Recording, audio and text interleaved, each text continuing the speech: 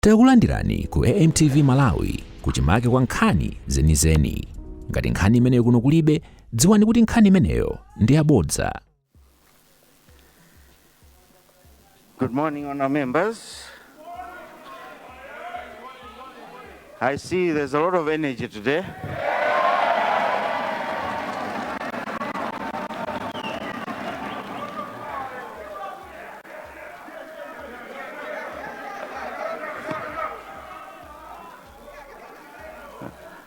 Honour members, once again, good morning and welcome to today's deliberations. I have one announcement to make to the House. The announcement is about the visiting delegation from Parliament of Gambia. As it was announced in the chamber yesterday that we have the honor of hosting a distinguished delegation of the Assembly Business Committee, ABC, from the National Assembly of the Republic of Gambia. I wish to inform the House that the delegation is in the chamber right now. The delegation, led by Right Honorable Fabakary Jatta, Speaker of the Parliament of the Republic of Gambia, is composed of members of the Assembly Business Committee of the Parliament of the Gambia, the Clerk of Parliament, table clerks, and other accompanying officials. I will now invite the delegation to rise when I mention your name.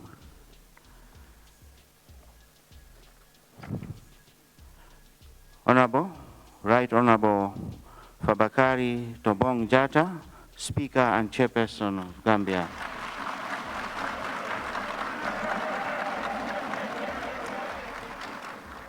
Thank you, Right Honorable Speaker. We have Honorable Swaibu Ture. Thank you. Honorable Suleiman Saho.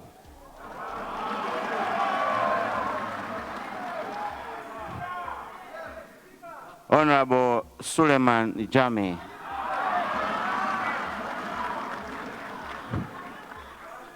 Honorable Keba Jalo. Honorable Saini Jawara. Honorable Amami Giba. The members are also accompanied by the Clerk of Parliament and staff as follows. Mr. Khalifa Mbia, Clerk of the National Assembly of Gambia. Mr. Saini Conti, Director of Table Office. Mr. Gibairu Jani, Director of Communications. Mr. Modu Baji, Personal Assistant to the Speaker. Mrs. Mamboy Singate, Table Clerk.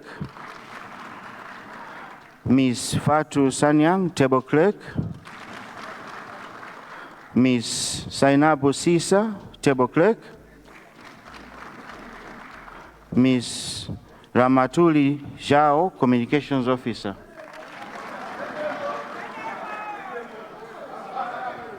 Thank you very much.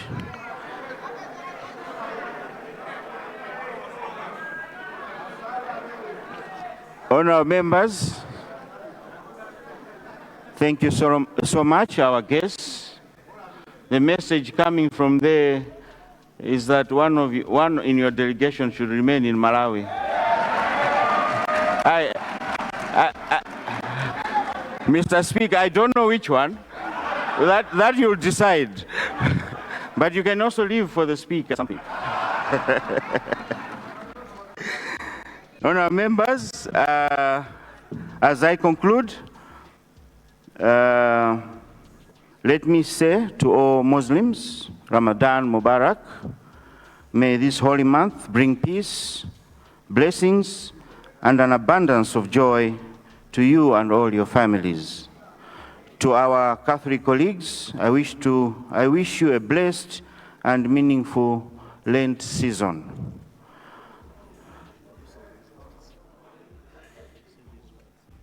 Honourable members, this marks the end of my announcement. I now have the honour to invite General business, addressed by foreign dignitary, the Right Honorable Fabare Tambo Jata, Speaker of the National Assembly of the Republic of Gambia, to address the Assembly. Honourable members, I now have the honour to invite Right Honourable Fabakari Tobong Jata, Speaker of the Parliament of the Republic of Gambia, to address the Assembly. Right Honourable Speaker.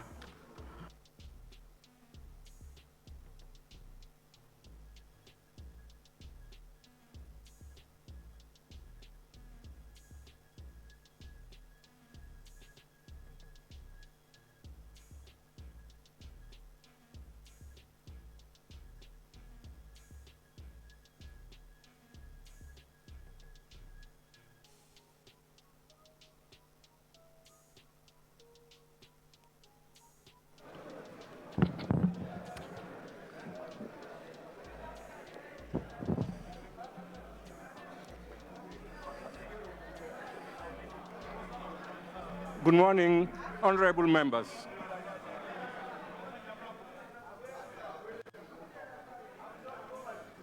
Let me repeat, good morning to you all, honorable members.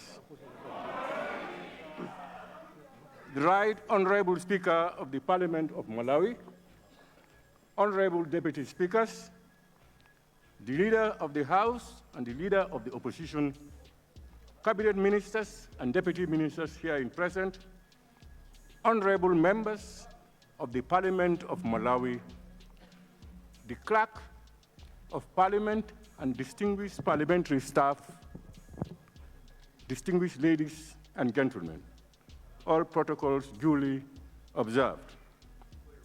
Right Honorable Speaker, honorable members, allow me to begin by expressing my profound gratitude for the exceptionally warm reception accorded to me and my delegation since our arrival in Lilongwe. Malawi is rightly known as the warm heart of Africa. And indeed, we have felt that warmth, not only in your hospitality, but in the deep spirit of African fraternity that flows through the great parliament. This welcome is not simply a national gesture. It is an African embrace. It is the handshake of one people to another, reminding us that before we were separated by colonial borders, we were united by history, culture, and fraternity. Right Honorable Speaker, honorable members, I stand before you today with humility and a deep sense of history. I'm informed that this marks the first occasion on which a Speaker of the National Assembly of the Gambia has been invited to address the Parliament of Malawi.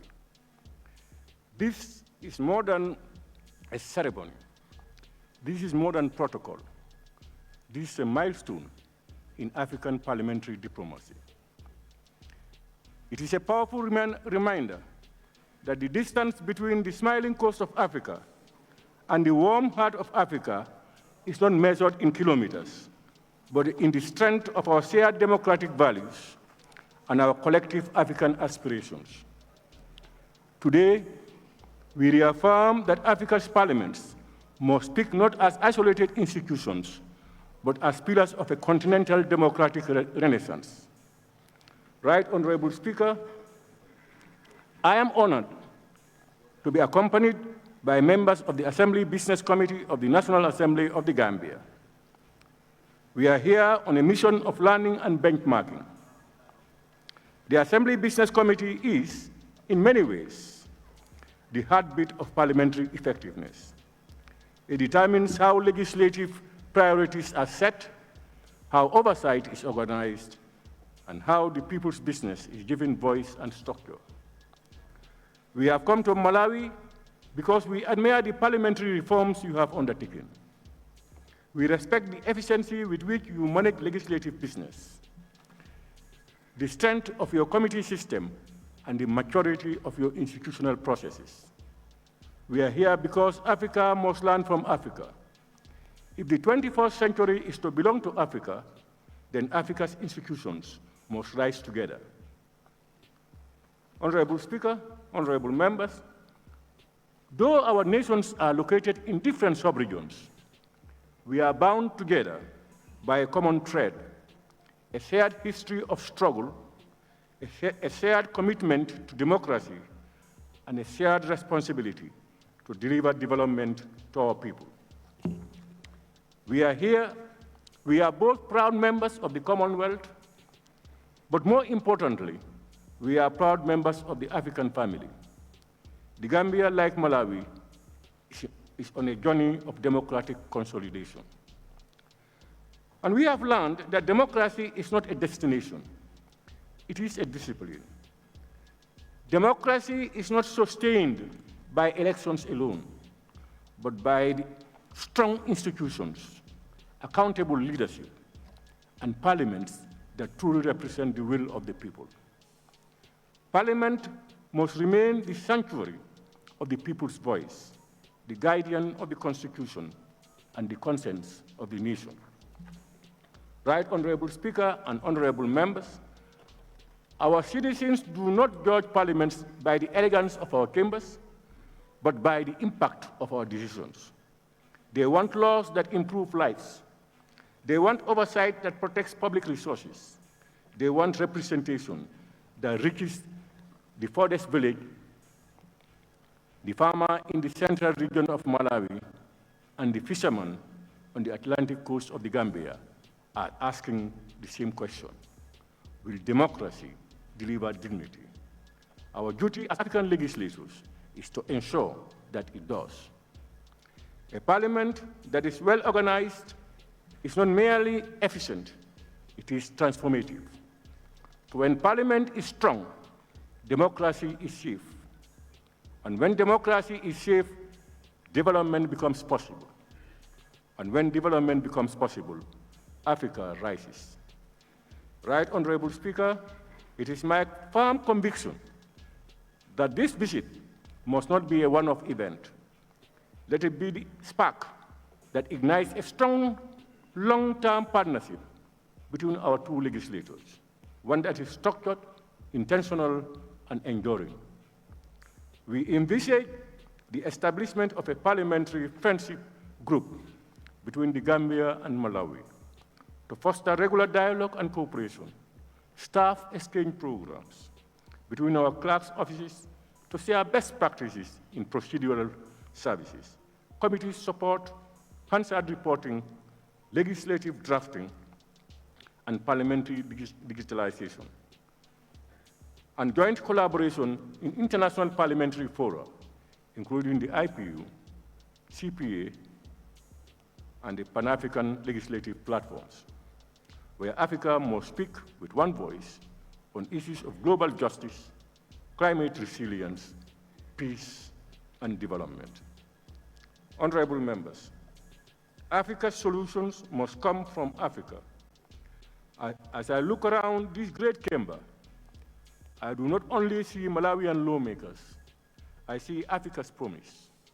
Let our engagement remind us that Africa's solutions lie within Africa. We must strengthen our parliaments not only for our nations, but for our continent. For the Africa we want will not be built in foreign capitals. It will be built in African chambers like this one, through African laws, African oversight, African unity, and African determination. The future must not happen to Africa. Africa must shape the future. Right Honorable Speaker, honorable members, on behalf of the National Assembly and the people of the Gambia, I thank you sincerely for this historic honor. We are inspired by the professionalism, warmth, and parliamentary maturity we have witnessed in Malawi. I look forward to welcoming a Malawian delegation to Banjul in the near future, so that we may continue this journey of legislative solidarity and African partnership. May the Republic of Malawi continue to prosper. May the Republic of the Gambia continue to thrive. And may Africa continue its irreversible march towards unity, democracy, and prosperity. ala baraka, assalamu alaikum, jerejef, zikomo kwambiri. Thank you very much.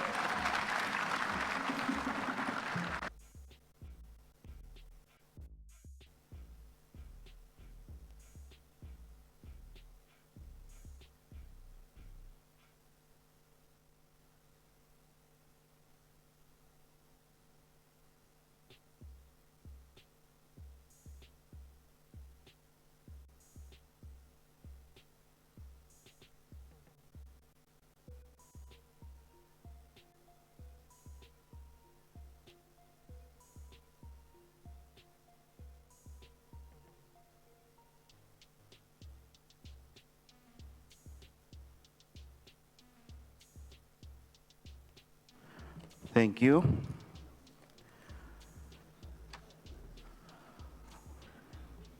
Thank you very much, Right Honorable Speaker.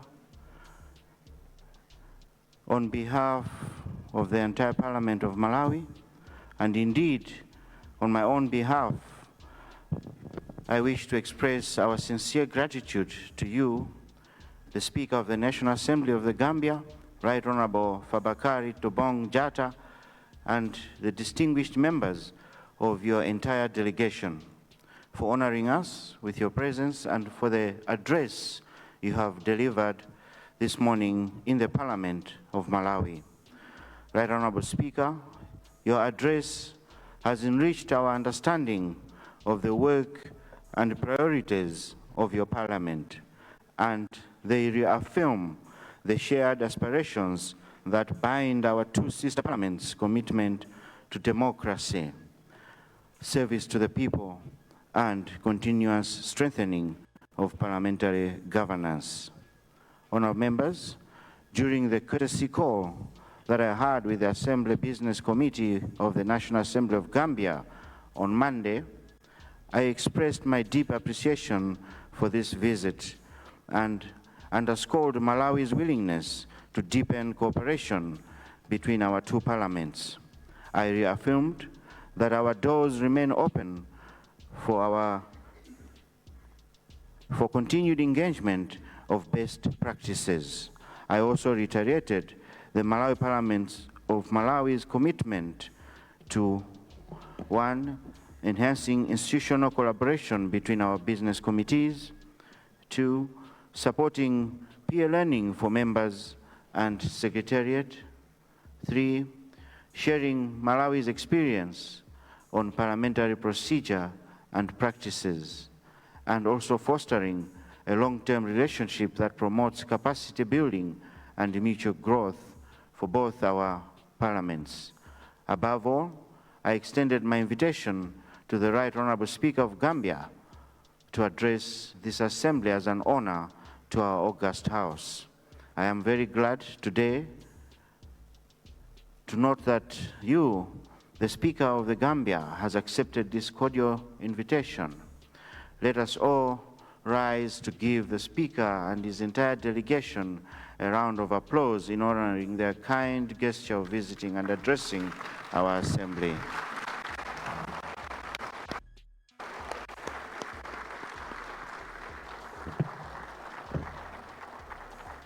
Thank you.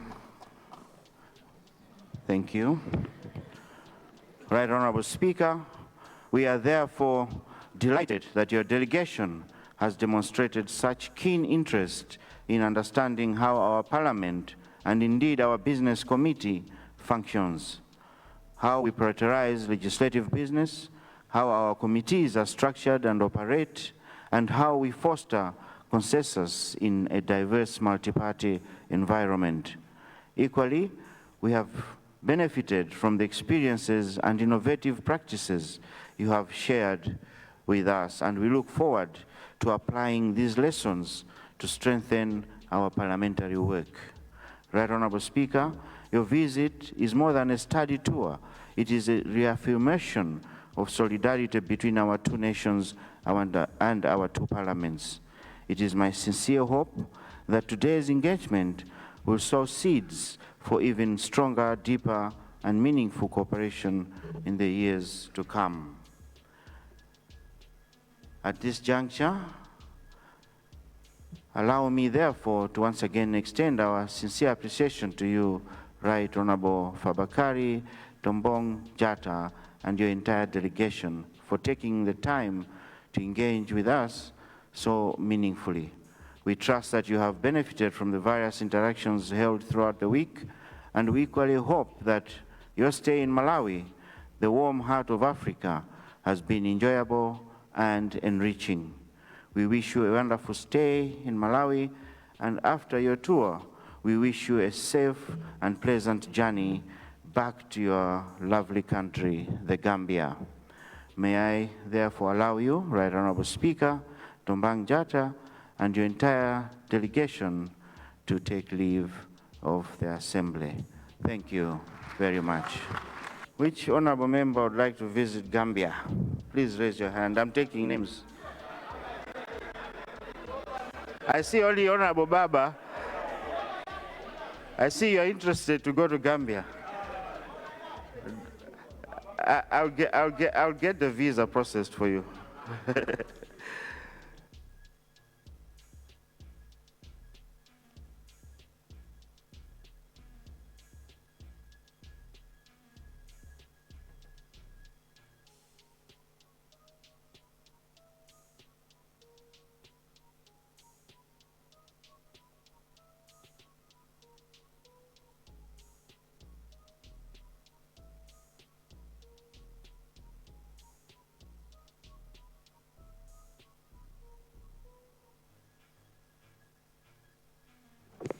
General business, announcement by the chair.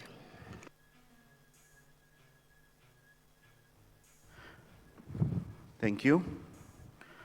Honourable members, I wish to inform the House that the Business Committee met yesterday in the afternoon during a health break.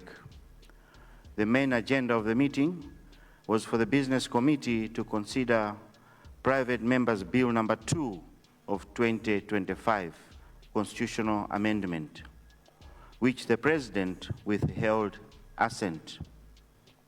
I wish to inform the House that the Business Committee considered the reasons given by the President for withholding his assent on the bill, and also the request made by the mover of the bill, Honorable Member from Zimba South, to reintroduce the bill for the House to debate it again. After deliberations on the matter, the Business Committee agreed that the bill should not be reintroduced in the House. The Business Committee resolved that the government side, through the Leader of the House, Minister of Local Government and Rural Development, and the Honorable Minister of Finance, Economic Planning and Decentralization, should engage honorable members to clarify on CDF guidelines which are being developed to address issues raised by the honorable members. In this regard, may I ask the members of the Business Committee to confirm on what I have just communicated to the House, starting with the Leader of the House.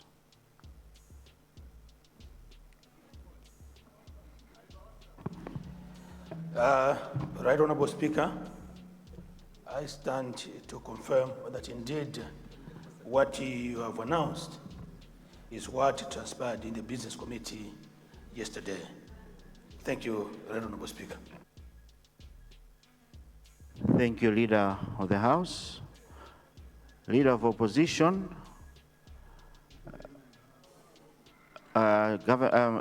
Opposition Whip. Thank you very much, Right Honorable Speaker. Allow me to confirm that indeed the Business Committee met and the matter as announced was indeed brought for discussion, and government position was made known clearly, and discussion was cordial. Strong suggestions were made for the pending of the item, and it is in the midst of that discussion that the Right Honorable Speaker had to be called upon to perform the rightful functions of closing the meeting. Thank you very much, Right Honorable Speaker.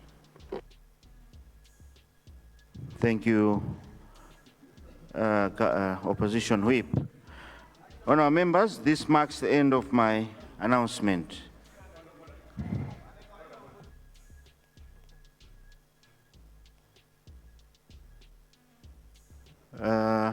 Lilongwe Nyanja, are you standing on point of order? Your Honor, Your Honor, the Speaker, I respect the ruling that you've done, and I would like the ruling that you've, the communication that you've made. Your Honor, the Speaker, I would like to draw your attention to functions of the Business Committee, which is Understanding Order 156, because you highlighted that the Business Committee had a meeting yesterday, and the Understanding Order 156, I'd like to draw your attention to subsection 3. Allow me to read, Your Honor, the Speaker. The Assembly may, on a motion by the Leader of the House, in respect of government business, or any member in respect of private member's business, make alterations to the order paper. Your Honor, the Right Honorable Speaker, I happen to be a member representing the people of Lilongwe Southeast. And today, I'm standing not as a Leader of the House, because it's there, but I'm standing as a member. And in reference to Standing Order 156, subsection 3, I would like to propose and to move a motion that we can do the alteration in relation to the Standing Order, that today, being a private members' day, the order paper face an alteration to allow Zimba South to proceed to present a motion. And in all subsequent engagements, to allow secret voting to proceed. I submit, Your Honor, the Speaker.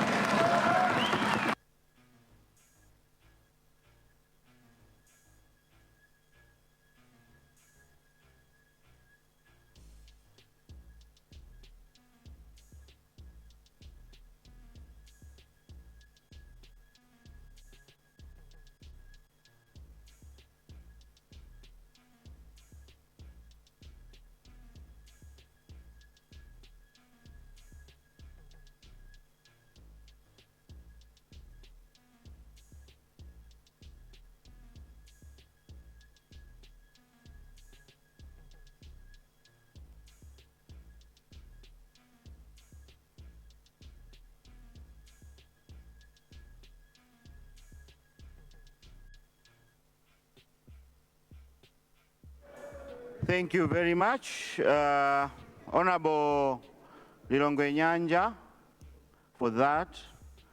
But I want to draw your attention to what you said. You said we need to do an alteration to the order paper in order to reflect something. Now, the business you're talking about is not on the order paper.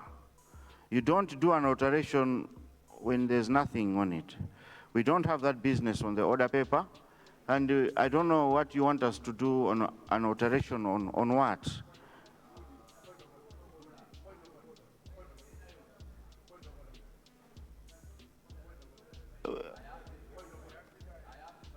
I have not recognized you, Dezakasina. I have not recognized you, Dezakasina. Please take your seat.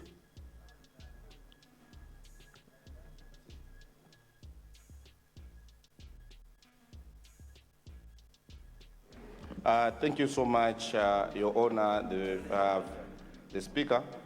Today being private members, I would like to move a motion to waive all relevant standing orders in order to have a supplementary order paper, which will carry the interest being presented by Zimba South. I beg to move, Your Honor. Thank you.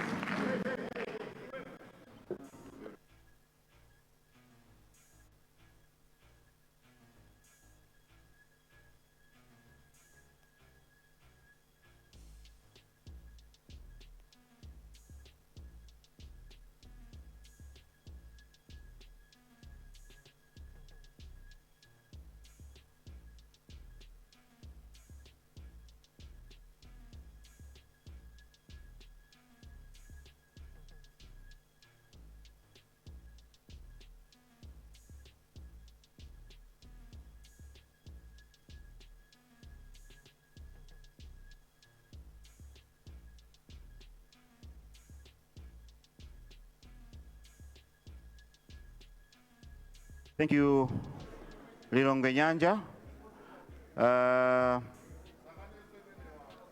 Honorable Lilongwe Nyanja, before we go into that motion, I wanted to know what business it is that Mzimba South is bringing for honorable members, because it will be a vote. Yes, Honorable Mzimba South. Through you, Mr. Speaker, good morning. Good morning. The good business that Longnyamja highlighted about is the one that I wrote you on 10th of February. And on Monday, I reminded you, and today you have given your position on the matter. And this is the introduction of private members' business, number 2 of 2025, constitutional amendment. I beg to move, Mr. Speaker. Thank you.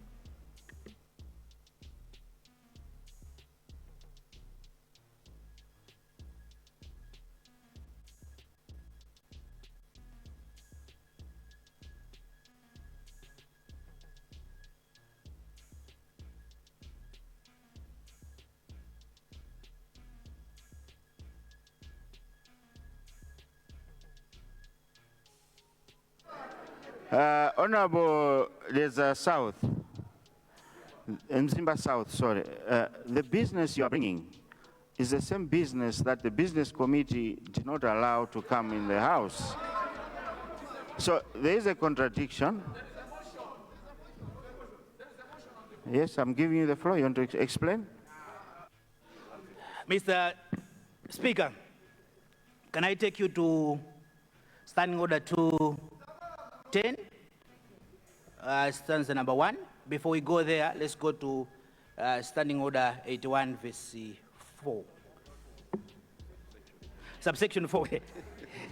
We are used to the change. Mr. Speaker, Standing Order 81, verse, stanza number 4 talks about a motion without notice. It says the following motions may be moved without notice. And if you go to 4, it's a motion for the suspension of rules moved with permission of the Speaker. And then if you go to 210, which has been done by Lilongwe Nyanja, come to 210, 210-1.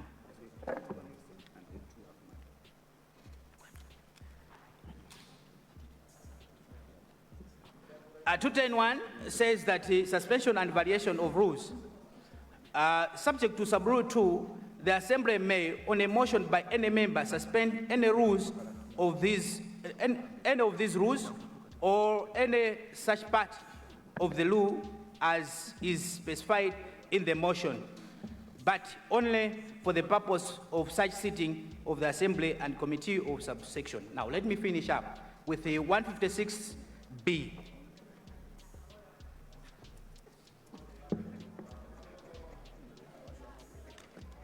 Okay, so 166B, Mr. Speaker, it talks about, firstly, it talks about the function of the business committee. B says that it examines business items received from members before they are placed on the order paper by the clerk. So, Mr. Speaker, sir, based on the motion that Longnyanja has highlighted, which has violated all the relevant standing orders, in this case, he has introduced a topic which, a topic which Mzimba side already notified your office, and it is on the table, it is on records, so that we introduce the supplemental order paper, and then we finish up this business, because the business committee has been overridden, can be overridden by the decision of the whole House. I beg to move. Thank you.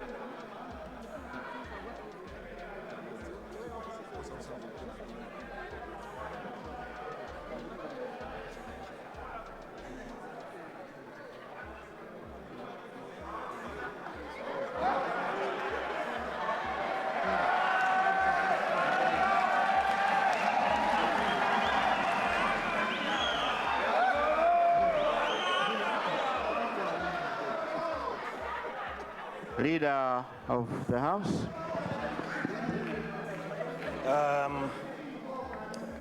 Right, Honorable Speaker, sir. At times, one would wonder the levels of honesty or dishonesty members can at times have. I'm saying this because yesterday we met in a business committee and we made undertakings. I came here on the floor on the same understanding, asked the Minister of Local Government to make a commitment in regards to the guidelines as guided by the President of this Republic. That was done. And we agreed that we will wait for the guidelines that are actually under, that are being developed. No amount of noise, no amount of noise will move government on this matter.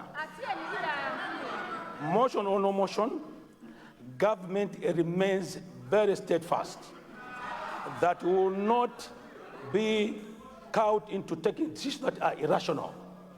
We've made our position clear that whatever members want will be contained in the guidelines that are being developed. So whether you read all the standing orders from one up to the last one, it will not help matters. The fact remains, we will not be moved. Mr. Speaker, sir, I so guide.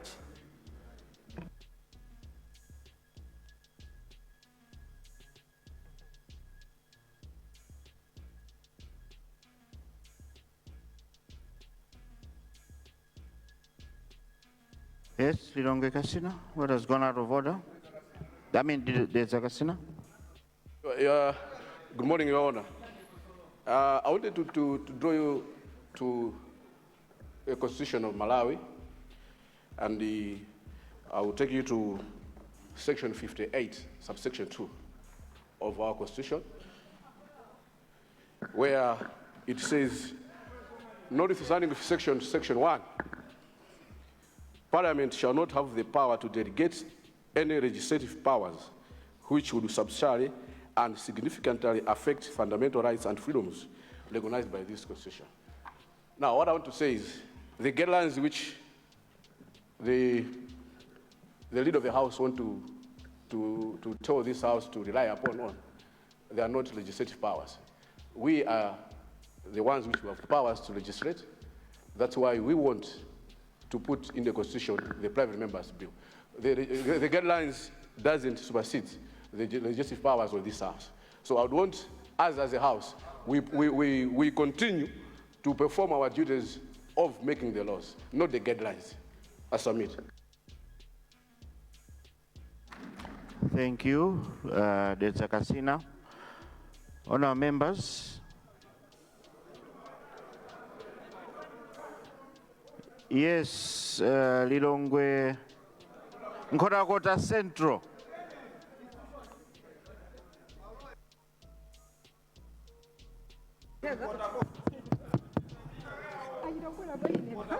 Mr. Speaker, point of noting, my mic is not working for the second time now. Maybe this House should consider replacing it because I represent a constituency. That expects a lot from me. Mr. Speaker, sir, on further to what Dr. Kasina has submitted before you, I'd like to draw your attention and the attention of the whole House to section 56, subsection 1 of the Constitution of the Republic of Malawi, wherein there is containment of procedural issues regarding conduct of business in the National Assembly. But in particular, this provision states that, and I quote, should be subsection 2, save as otherwise provided in this Constitution, the National Assembly may act, subsection 1, section 56 Subject to this Constitution, the National Assembly may, by standing order or otherwise, with emphasis otherwise, regulate its own procedure. I want you to take a minute and reflect on that provision. You cannot be here to rape the Constitution, and we cannot give you the tools to do that. Mr. Speaker, sir. Honorable Leader of Government has said, government cannot do this. Who is government? If we are not part of government, who is government? Honorable Leader, who is government?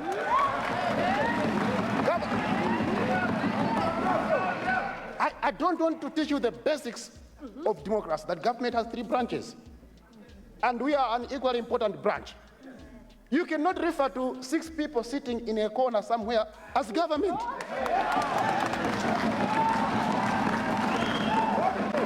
That must stop. That disrespect of this house must stop. That disrespect of the Constitution must stop. Where is representation if we don't feature in the picture of government? What are we doing here if we're not government? By this provision of the Constitution, Mr. Speaker, sir, Section 56, subsection 2, we have all the latitude, all the overriding powers, and all the mandate to regulate our own procedure. You cannot, by standing order, a mere standing order, turn democracy into a dictatorship by the minority. That can't happen, and that will never happen in our time, Mr. Speaker, sir. Whatever the Business Committee has agreed upon can be and will be overridden by this House, because the law is there to give us that mandate. So the Speaker, neither the Speaker nor the Leader of Government Business can continue referring to Business Committee resolutions when there is this provision. That is an abomination under our constitutional setup. I support the motion that the business paper be varied, or any additional order paper be brought, supplementary order paper be brought, so that the Honorable Nzimba South is allowed to retable his bill. It must be up to this House to deny or accept that bill.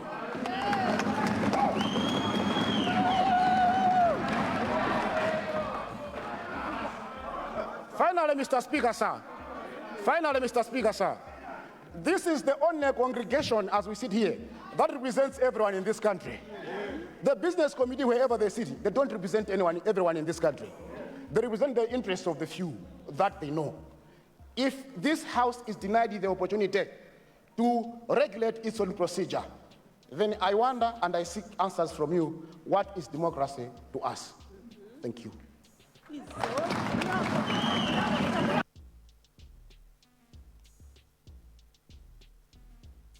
Honorable Nkota, you started very well, and your last sentence seemed to undermine the Business Committee. The Business Committee does not represent the voice of only a few. It represents the business of the House. And with due respect, I would like you to withdraw the last statement. Mr. Speaker, for the purposes of progress, although I don't agree, I withdraw. But I stick to my substantive submission that this House has overriding powers to regulate its own procedure, including to override what the Business Committee has agreed. And that must be beyond dispute, Mr. Speaker, sir. Thank you. I've taken your point. Honourable members, we have a motion. The motion is to vary the order paper to allow a supplementary order paper to be brought in the House. Those of that opinion say aye. Aye. Those of the contrary view say no.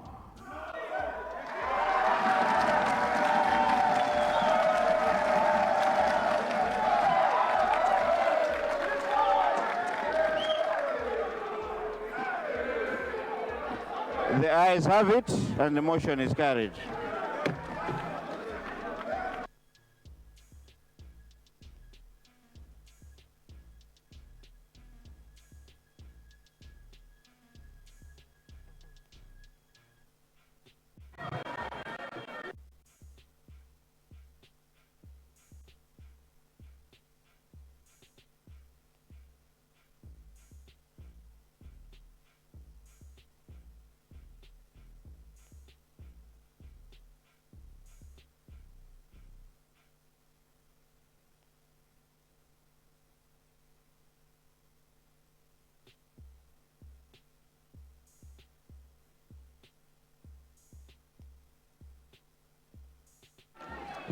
General business, questions on notice to ministers for oral replies.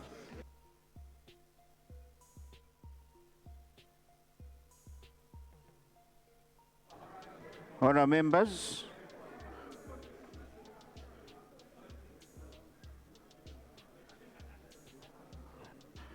we have question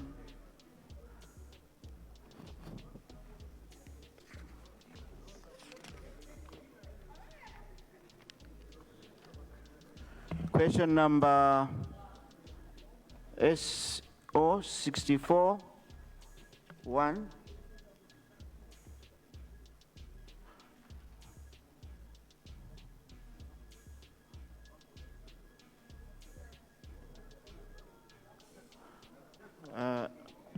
Table clerk.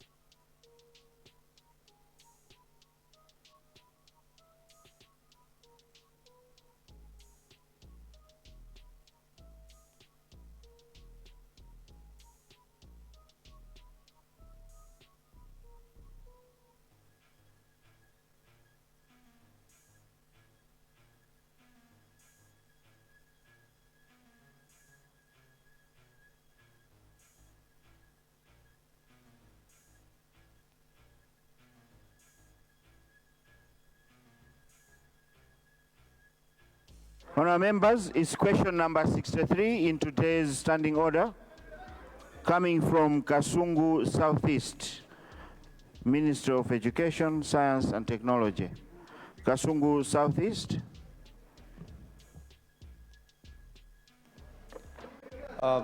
Thank you, Right Honourable Mr. Speaker, sir. I would like to confirm that question number 63, appearing on the order paper, is from the people of Kasungu Southeast constituency. I confirm. Thank you. Minister of Education, Science and Technology. Thank you very much, Mr. Speaker, sir. And through you, I would like to thank the honourable member for Kasungu Southeast for his question. The honourable member is asking the Ministry of Education, Science and Technology to consider two things. One, constructing additional classrooms at Mifulu Full Primary School, which, according to the record, has only 2 classrooms. And secondly, constructing additional classroom blocks at Chidimba Full Primary School, which has only 4 classrooms. In view of the guidance that Right Honourable Speaker gave on the floor regarding such questions, I would like to tackle his question from a policy perspective. The Ministry of Education, Science and Technology would like to ensure that there is quality education throughout the country. And quite a number of things that are needed to be considered for quality education to be delivered. And that includes teachers, teaching and learning materials, but relevant for this question, the infrastructure that must be available for the students to learn from. I have said since I became Minister of Education, Science and Technology that it is the policy of government that no children should learn under a mango tree or any tree or in a glass-thatched facility. I have therefore invited all members of parliament who have such structures to report to the ministry so that we address the issues immediately. Now, responding to your specific 2 schools, I would like to invite you, honourable member, to bring this matter to the council and include these 2 schools for improvement using the CDF. My ministry will provide to all members of parliament the designs that are acceptable for classroom blocks at primary school level, We'll also provide designs for classroom blocks at secondary school level. And for the proper utilization of the CDF money, we would also give some kind of indication of how much each classroom block will cost, including the cost and design of teachers' houses. We will follow up on these two schools. We will be committed to ensuring that we have added classroom blocks at Mifulu Primary School, as well as Chidimba Full Primary School, to ensure that the numbers of students that are enrolled at these two schools are appropriately accommodated. So where I'm advising the honorable member to ensure that this matter is presented to his council, be assured that you will receive my support to ensure that through the Director of Education, Youth and Sports, your request is fully addressed within the coming budget. I thank you, Mr. Speaker, sir. Thank you very much, Minister of Education, Science and Technology. This will also mark the end of question time.